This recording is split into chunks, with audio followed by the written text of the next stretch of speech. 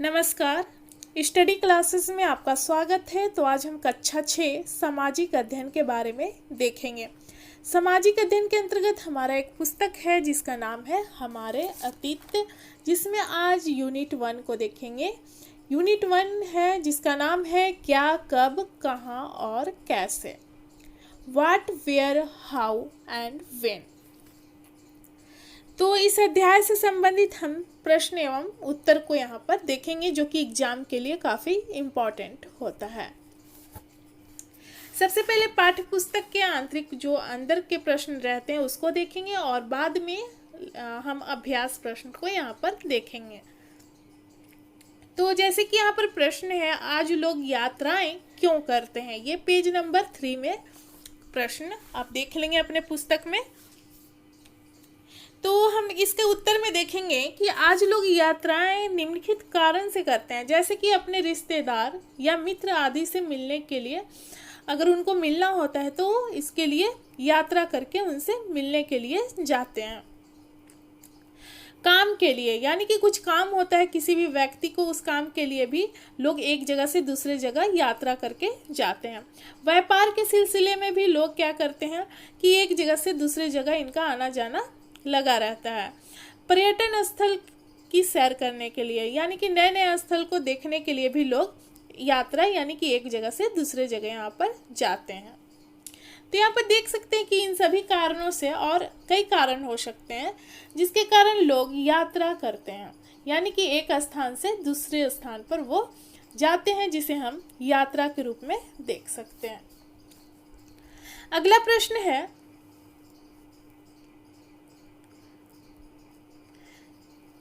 क्या तुम बता सकती हो कि कठोर सतह पर लेख लिखवाने से क्या लाभ थे।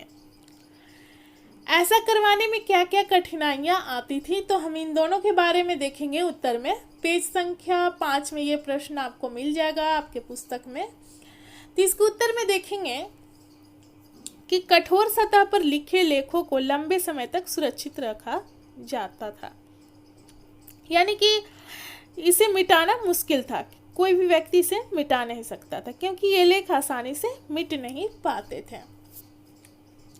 इसलिए कुछ लेखों को कठोर सतह पर यानी कि पत्थर पर लिखवाया जाता था।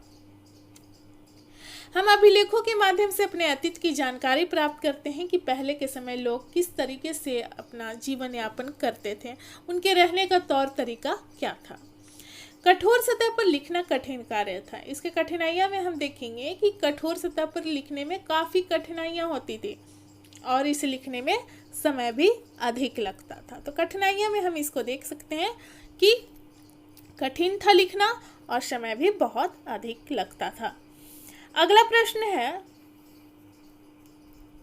क्या पुरातत्वविदों को बहुधा कपड़ों के अवशेष मिलते होंगे, यानी कि बहुत सारे कपड़ों के अवशेष मिलते होंगे।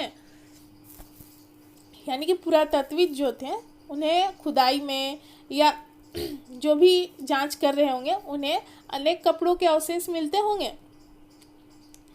तो ये पेज संख्या 6 में देख लेंगे प्रश्न।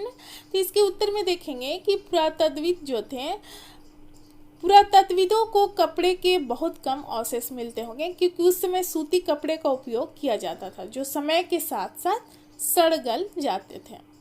उस समय सूती कपड़े का उपयोग होता था और ये सूती कपड़ा जो होता है बहुत जल्दी ही सड़ गल जाता है।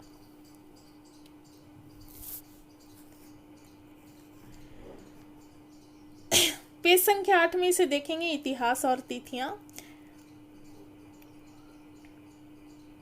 यहाँ पर देख सकते हैं कि अंग्रेजी में BC यानी इसका तात्पर्य बिफोर क्राइस्ट यानी ईसा पूर्व होता है। इसको पढ़ लेंगे आप।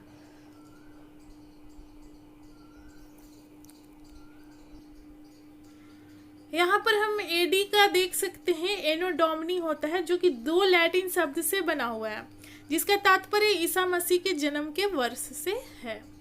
AD यानी कि एनो डोमिनी। यहाँ पर देख सकते हैं CE का प्रयोग होता है कॉमन एरा के लिए और BCE का प्रयोग होता है बिफोर कॉमन एरा के लिए। और बीपी का जो बीपी अक्षर है इसका प्रयोग होता है बिफोर प्रेजेंट के लिए, यानी कि वर्तमान से पहले। तो यहाँ पर देखेंगे प्रश्न क्या कह रहा है। पृष्ठ 3 पर 2 तिथियां हैं, उनका पता लगाओ कि इनके लिए तुम किस अक्षर समूह का प्रयोग करोगी। अपने पुस्तक में देखेंगे ये प्रश्न। तो ये 2 तिथि जैसे कि 4700 और 2500 है, इसके लिए बीसी अक्षर समूह का प्रयोग करेंगे। तो बीसी का मतलब हम यहाँ पर देखें बिफोर क्राइस्ट, यानी ईसा पूर्व। तो यहाँ पर हो जाएगा ईसा पूर्व। इसे पढ़ लेंगे अपने पुस्तक से आप।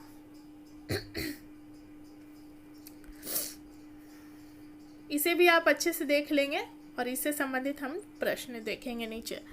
जैसे कि इससे प्रश्न पूछा गया है,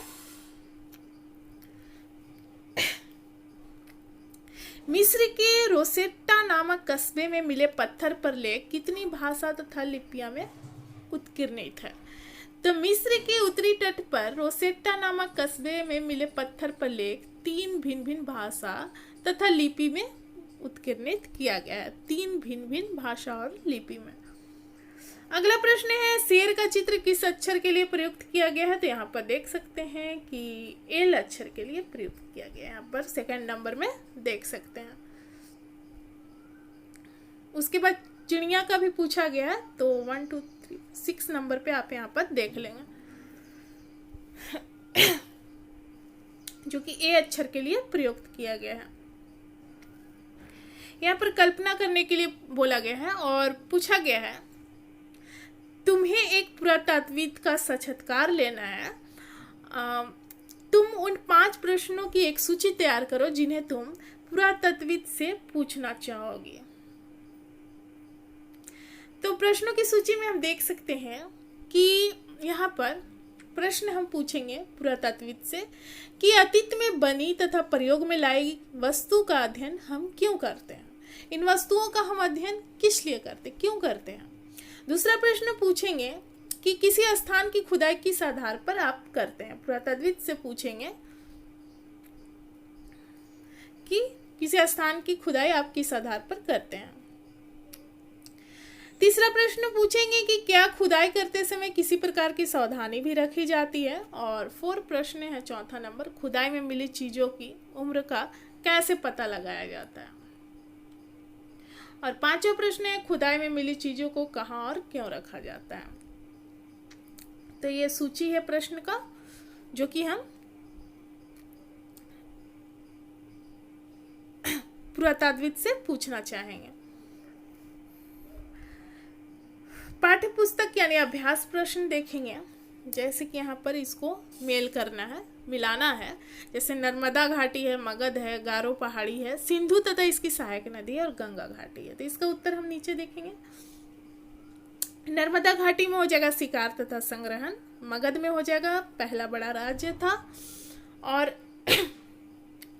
गारो पहाड़ी में हो जाएगा आरंभिक यानी कृषि की शुरुआत हुई थी, और सिंधु तथा इसकी सहायक नदी में हो जाएगा प्रथम नगर, और गंगा घाटी में हो जाएगा लगभग 2500 वर्ष पूर्व के नगर। दूसरा प्रश्न है, पांडुलिपि तथा अभिलेख में क्या अंतर है। तो पांडुलिपियां जो है प्रायः ताड़पत्रों अथवा भोजपत्रों पर हाथ से लिखी जाती थी, जबकि अभिलेख को पत्थर या धातु जैसे कठोर सतह पर उत्कीर्ण यानी खोदकर लिखा जाता था। अभिलेख को कठोर सतह पर और पांडुलिपियां जो थी उसे ताड़पत्र पर। अगला प्रश्न है,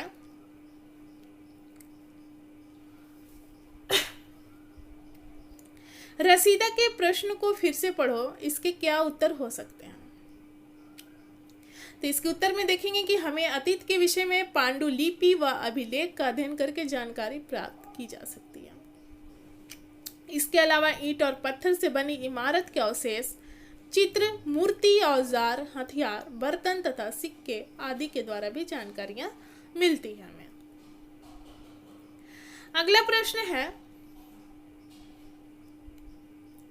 पुरातत्वविदों द्वारा पाई जाने वाली सभी वस्तु की एक सूची बनाई है और इनमें से कौन सी वस्तु पत्थर की बनी होती है।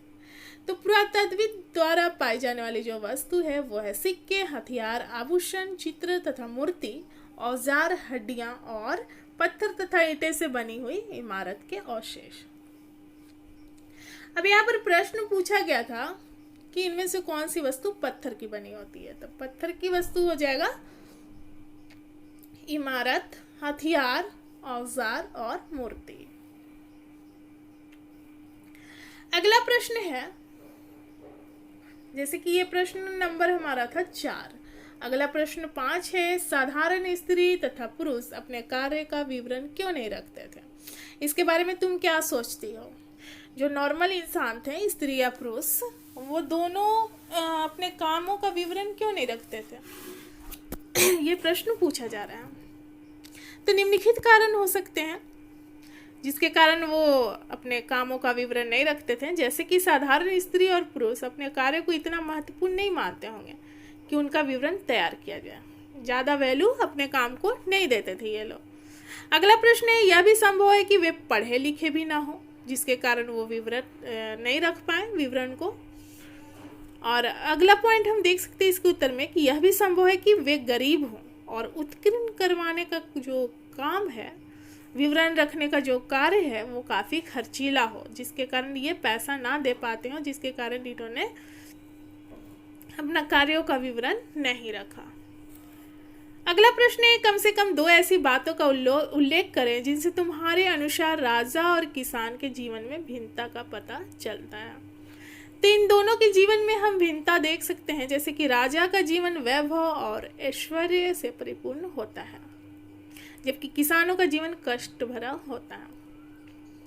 राजा का जीवन जो होता है काफ़ी सुखमय होता है, इनको सारे चीज़ की सुविधाएं मिली होती हैं इनमें, यानी कि हम यहाँ पर देख सकते हैं कि इनको किसी चीज़ की कमी नहीं होती, ऐशो आराम की ज़िंदगी ये जीते हैं। राजा अपने विजय का लेखा जोखा रखते थे जबकि किसान अपने कार्यों का लेखा जोखा नहीं रखते थे।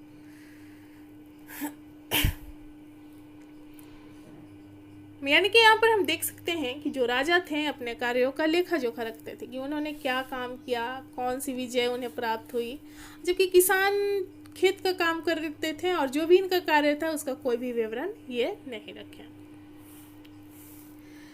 पृष्ठ 1 पर शिल्पकार शब्द का पता लगाओ। प्रश्न संख्या 7 है, आज प्रचलित कम से कम 5 भिन्न भिन्न शिल्पों की सूची बनाओ। स्त्री पुरुष, स्त्री तथा पुरुष दोनों होते हैं। जैसे कि यहाँ पे शिल्प में हम देखेंगे हस्तशिल्प है, भवन शिल्प है, मूर्ति शिल्प यानी कि मूर्ति बनाने वाले, भवन बनाने वाले, हाथों से काम करने वाले, लकड़ी के कार्य करने वाले, चर्म शिल्प यानी कि चमड़ा से संबंधित कार्य करने वाले। तो हस्तशिल्प में हम देखेंगे कि स्त्री पुरुष दोनों कार्य करते थे।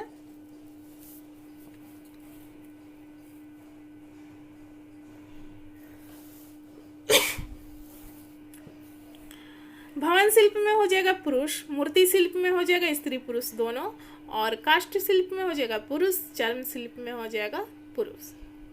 यानी कि लकड़ी से संबंधित कार्य और चमड़ा से संबंधित कार्य दोनों में पुरुष। अगला प्रश्न है, अतीत में पुस्तकें किन किन पर लिखी गई थी, तुम इनमें से किन पुस्तकों को पढ़ना पसंद करोगी। तो इसके उत्तर में देखेंगे कि अतीत में पुस्तकें निम्नलिखित विषय पर लिखी जाती थी, जैसे कि धार्मिक मान्यता व व्यवहार पर, राजा के जीवन पर, औषधि तथा विज्ञान पर और महाकाव्य, कविता तथा नाटक पर। तो यहाँ तक हमारा प्रश्न जो था यहाँ पर हमारा समाप्त हुआ। मिलते हैं अगले वीडियो में, यानी कि अगले अध्याय में हम मिलेंगे। धन्यवाद।